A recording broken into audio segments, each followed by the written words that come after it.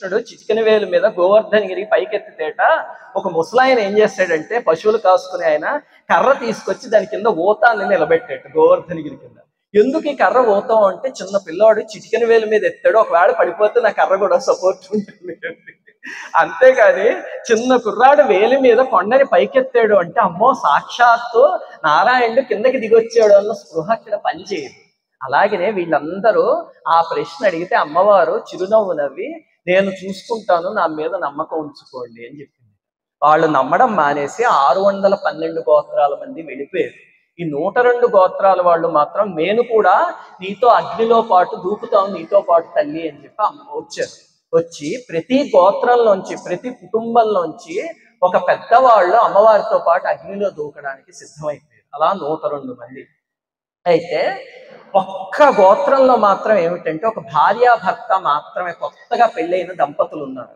వాళ్ళు వచ్చేసారు ముందుకి, మేము దూకుతాం అగ్నిలోకి అంటే అమ్మవారు అన్నారు, ఆయన ఇంతమంది వీళ్ళందరూ పెద్దవాళ్ళు, ఇందులో కొంతమంది జీవితం చరమాంకానికి వచ్చిన వాళ్ళు ఉన్నారు, వాళ్ళు దూకుతా ఉన్నారు. సరే మీరు కొత్తగా పెళ్ళైంది, ఏ సుఖాన్ని సౌఖ్యాన్ని చూడలేదు, అలాంటిది మీరు మంటల్లోకి దూకడం ఏమిటమ్మా నాయన అని అడిగారు అమ్మవారు. అడిగితే అతను అన్నట్ట, అమ్మా ఈ తుచ్చమైన సుఖాలన్నీ ఏమనుభవిస్తాను తల్లి, శారీరకమైన సుఖాలు, నీతో పాటు అగ్నిలోకి దూకటం అంటే అది పండుగ లాంటిదమ్మా, అది మమ్మల్ని అనుభవించని అన్నారు. చూడండి ఆ ప్రేమ అమ్మవారు అంటే. అలా అన్న అతని పేరు లాభార్యుడు. లాభార్యుడు అని మొట్టమొదట అమ్మవారితో పాటు అగ్నిలోకి దూకింది ఆ దంపతులే. దాంతో అమ్మవారు ఒక వరం ఇచ్చారు.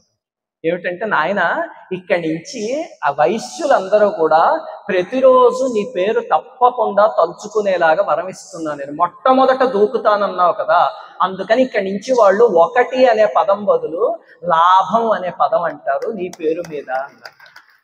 అందుకే మీరు వైశ్యులు ఎవరైనా వెళ్ళి చూడండి, సాంప్రదాయం తెలుసున్న వాళ్ళు డబ్బులు లెక్క పెడుతుంటే లాభం 2, 3, 4 అంటారు, 1, 2, 3, 4 అంటారు. ఇంట్లో ఆడవాళ్ళు కప్పులతో బియ్యం కొలుస్తున్నారు అనుకోండి, మనం 1, 2, 3 అంటాం కదా, వాళ్ళు లాభం 2, 3 అంటారు. వైశ్యులు సాంప్రదాయం తెలుసున్న వాళ్ళు ఎవరైనా అలాగే అంటారు. నా చిన్నప్పుడు కిరాణా కొట్టుకు వెళ్తే అక్కడ అలా లెక్క పెడుతూ ఉంటే ఇదేమిట్రా లాభం అని లెక్క పెడతారు, వీళ్ళకి ఇంకా లాభాలు కావాలి ఆశేమో అనుకునేవాళ్ళు. తెలియక పురాణం చదివాక తెలిసింది వాళ్ళు వాసవి మాతకి ఇచ్చిన గౌరవం అది. ఇప్పటికి కూడా ఆ తల్లి వెళ్ళిపోయి 1000 సంవత్సరాల పైన దాటినా సరే ఇప్పటికీ అలాగే లెక్క పెడతారు. ఆ లాభార్యుడికి ఆ తల్లి ఇచ్చిన వరం మీద వాళ్ళకున్న గౌరవం ఆలోచించండి, ఎంత అద్భుతమైన విషయం అది. ఒకవేళ మీలో ఆర్యవైశ్యులు ఎవరైనా ఉండి మీరు అలా లెక్క పెట్టకపోతే రేపటి నుంచేనా పని చేయండి. ఇందులో నామోషి ఏమీ లేదు, ఎవరేమనుకుంటారో మనకు అనవసరం. అమ్మవారు ఒక అతనికి ఇచ్చిన మాట, అమ్మవారు మీ కులదేవత, అమ్మవారు చెప్పింది పాటించండి, తప్పే ఉంది. చక్కగా రేపటి నుంచి లెక్క పెట్టేటప్పుడు ఆడవాళ్ళు లాభం 2, 3 అనండి, మగవాళ్ళు కూడా అలాగే లెక్క పెట్టండి, అంతే. అర్థమైందా? అప్పుడు అంతమంది కలిసి అగ్ని ప్రవేశం చేయడానికి వచ్చి దగ్గరలో ఒక ప్రదేశంలో 102 గుండాలని ఏర్పరచుకుని అందులోకి అందరూ ఆనందంగా దూకిస్తారు. ఆ దూకుతూ ఉంటే అప్పుడు అమ్మవారు ఒక మాట ఇచ్చారు, నేనే కనుక పరమేశ్వరుడి మీద ఎల్లప్పుడూ స్పృహ కలిగిన దానినైతే నేను అగ్ని ప్రవేశం చేశాను అన్న వార్త తెలియగానే ఆ విష్ణువర్ధనుడి తల 11 ముక్కలై చనిపోతాడు. ఇందాక అడిగారు చూడండి వాళ్ళు, అమ్మ నువ్వు ఆత్మార్పణ చేశాక విష్ణువర్ధనుడు ఇస్తే ఏం చేస్తావు అని. ఇదిగో అమ్మవారి మీద నమ్మకం ఉంటే ఇలాంటివి జరుగుతాయి. అమ్మవారు మాట ఇచ్చి అగ్ని ప్రవేశం చేశారు. వాళ్ళందరూ కూడా అమ్మవారితో పాటు అగ్ని ప్రవేశం చేశారు. విచిత్రం ఏమిటి అంటే విష్ణువర్ధనుడు అయిపోయింది కదా గడువు అని వచ్చాడు. వచ్చేసరికి ఎవరో ఈ వార్త చెప్పారు, ఇంకెక్కడి వాసవి మాతయ్య, ఆవిడ ఎప్పుడో అగ్నిలో దూకేసింది, ఆవిడతో పాటు 102 కుటుంబాల వాళ్ళు చాలా ఆనందంగా అగ్ని ప్రవేశం చేసేసారు, వాళ్ళ కీర్తి ఆచంద్ర తారార్కం నిలిచిపోతుంది అని అమ్మవారు ఆశీర్వదించేశారు, అంతా అయిపోయింది, ఇంక అక్కడ ఆవిడ లేదు అన్నారు. ఆ వార్త తెలియగానే వాడి తల ముక్కలైపోయి అక్కడికక్కడే చనిపోయాడు. అది అమ్మవారి శక్తి అంటే. ఇలాంటివి మామూలు స్త్రీలు చెప్తే జరగవు, పురాణ పురుషులు చెప్తే.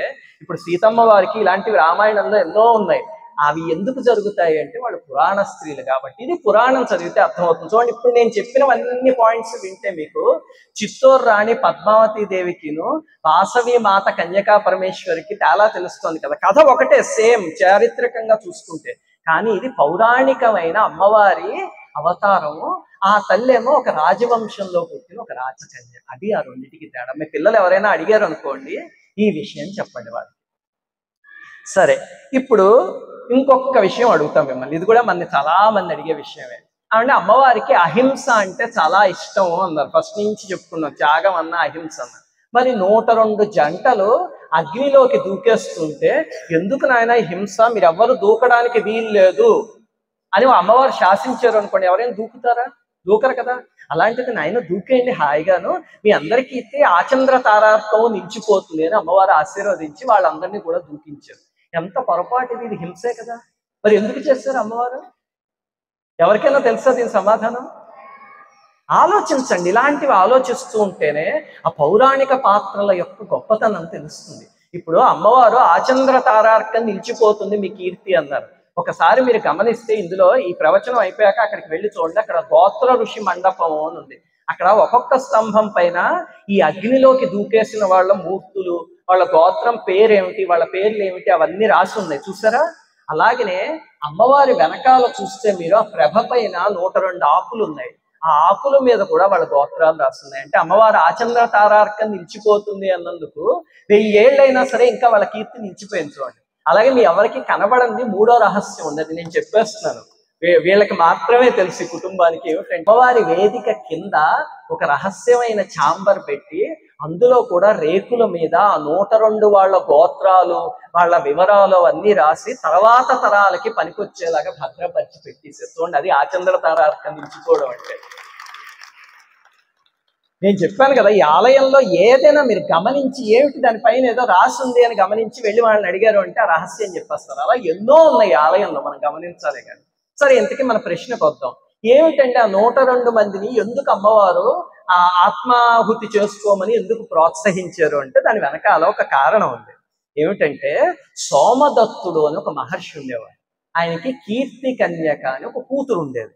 అయితే ఒకసారి ఏమైంది, చిత్రకంఠుడు అనే గంధర్వుడు అక్కడ అమ్మాయిని చూసి ఆహా ఎంత సౌందర్యవతి, ఈవిడ్ని పొందాలి అని చెప్పి వెంటపడ్డాడు. అంటే వెంటపడడం అనేది రావణాసురుడు, ఇక్కడ విష్ణువర్ధనుడు ఇదే కాదు, ప్రతి తరంలోనూ ప్రతి దేవతా అవతారం వచ్చినప్పుడు ఒక రాక్షసుడు అవతారం వస్తుంది, వాడు అలాగే వెంటపడి తీరుతాడంతే. అయితే అమ్మవారు వెనకాల పడ్డాడు. పడేసరికి ఆ తండ్రి వచ్చి వివాహం చేయడానికి కుదరదు అని చెప్పి అతన్ని పంపించేస్తే గంధర్వుడికి కోపం వచ్చి ఏం చేశాడు, నేను కామంతో దహించుకుపోతున్నా, అయినా సరే ఈ ఋషులందరూ చేరి, ఇక్కడ 102 మంది ఋషులు చేరి నన్ను మన్నించకుండా వివాహం చేయడానికి కుదరదు అని నిష్కర్షగా చెప్పేశారు కదా, నేను కామంలో దహించుకుపోతున్నట్టే మీరందరూ భూలోకంలో పుట్టి మీరు 102 మందిను మీరు కూడా అగ్నికి ఆహుతి కండి అని చెప్పించారు. చాలా ఘోరమైన శాపం అది. మొట్టమొదట అతను చేసింది పొరపాటు. గంధర్వుడు శక్తి ఉంటుంది కదా, దాంతో కుదిరింది కదా అని వాళ్ళందరినీ శపించేశాడు. 102 మందిని అగ్నికి ఆహుతి అయిపోయింది. దాంతో వాళ్ళు ప్రతిశాపం ఇచ్చారు. మరి వాళ్ళు మహర్షులు కదా, వాళ్ళ కోపం వచ్చి ఓరి దుర్మార్గుడా, ఈ పని చేస్తావా, భూమి మీద నువ్వు మళ్ళీ పుట్టి ఇలాగే కామవాంఛలో దహించుకుపోయి చివరికి అమ్మవారి శాపం వల్ల నాశనం అయిపోతావు, నువ్వు నీ గాంధర్వ స్వరూపం నుంచి కిందకి జారిపోతావు అని చెప్పి వాళ్ళు కూడా శపించారు. ఆ గంధర్వుడే ఇక్కడ విష్ణువర్ధనుడు అనే రాజు కింద పుట్టాడు. అయితే ఈ లోపల ఒక విచిత్రం జరిగింది. ఈ ఋషులు ఎవరైతే ఉన్నారో 102 మంది, ఆ తరువాత వాళ్ళ వంశంలో సమాధి అని ఒక మహర్షి జన్మించాడు.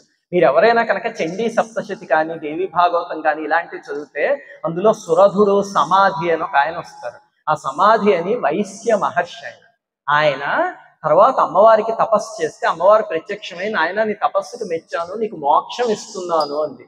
అంటే ఆయన ఏమన్నారో తెలుసా, అమ్మ నా ఒక్కడికే కాదు మోక్షం, నా తల్లి, నా మేనత్త, నా కూతురు, మామయ్య, తోబుట్టువులు, పినతల్లి, వీళ్ళందరి గోత్రాలు ఉన్నాయి కదా, ఈ స్త్రీలందరూ ఎవరు, ఈ గోత్రంలోంచి బయటికి వెళ్ళిపోయిన వాళ్ళు, వాళ్ళందరికీ కూడా నువ్వు మోక్షం ఇవ్వమ్మా అని 102 గోత్రాలకు అడిగితే అమ్మవారు సంతోషించి ఎంత నిస్వార్థమైన కోరిక నీది, నీతో పాటు నీ వర్గం అంతా తరించిపోవాలి అని కోరుకున్నావు, సరే అయితేను నువ్వు కోరుకున్న 102 గోత్రాల మందికి ఒక శాపం ఉంది పైన, నువ్వు ఇప్పుడు వరం కోరుకున్నావు, ఈ రెండు కలిపి భూమి మీదకి నేను వచ్చి అవతరిస్తా, అవతరించినప్పుడు వీళ్ళందరూ నా చుట్టూ పుడతారు, పుట్టి నేను ఆత్మాహుతి చేసుకుంటాను అన్నప్పుడు అమ్మ నీతో పాటు మేము కూడా వచ్చేస్తాము అంటారు.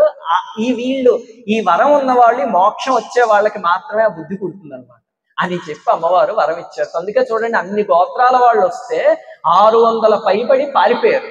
ఒక 100+ మిగిలేరు. ఎందుకు అంటే వీళ్ళందరికీ పూర్వజన్మలో వరం ఉంది. అందుకని అమ్మవారితో పాటు ఆత్మార్పణ చేసుకుని హాయిగా పైలోకానికి వెళ్ళిపోయారు. ఇప్పుడు చెప్పండి, అయితే అమ్మవారు హింసని ప్రేరేపించారా? లేదు.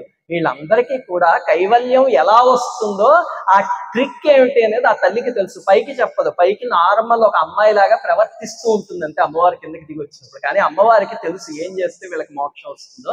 అది వాళ్ళ చేత చేయించారు.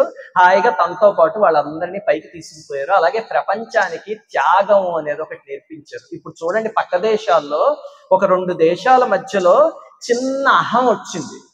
వచ్చి నువ్వు గొప్పవాడివా నేను గొప్పవాడినా అని వాళ్ళిద్దరూ దెబ్బలాడుకుని వాళ్ళ అహంకారాలతో ఉంటే ఆ దేశంలో లక్షల మంది చనిపోతున్నారు.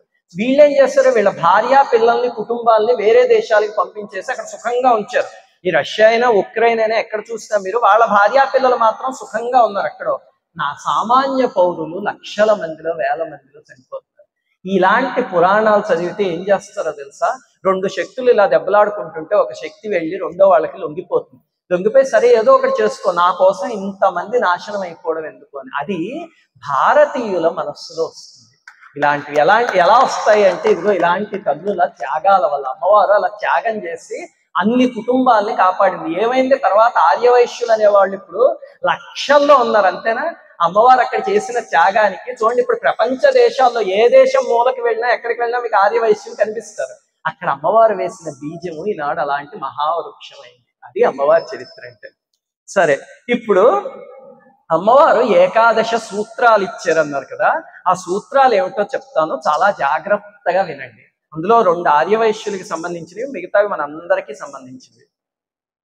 మొట్టమొదటి సూత్రం, అముక్త్వా మాతులం ధర్మం వర్ధతం భువి సర్వదా ముక్త్వాయో మాతులం ధర్మం కర్కటీవ వినశ్యతి వైశ్యో విభాతి భువి మాతుల కన్యకాయా వాణిగ్రహ ప్రధిత సర్వ గుణానురక్త యోస్మత్కులే ప్రవిదధాతి నధర్మమేతం తే ప్రాప్నువంతి బహువిప్రవధాది దోషం. అమ్మవారి ఇది పురాణంలో చాలా స్ట్రాంగ్ గా చెప్పారు, భయపెడుతూను. నేను అలా చెప్పను కానీ మీకు అర్థమయ్యే భాషలో చెప్తా. ఇది ఆర్యవైశ్యులకి మాత్రమే చెప్పింది, అందరికీ కాదు.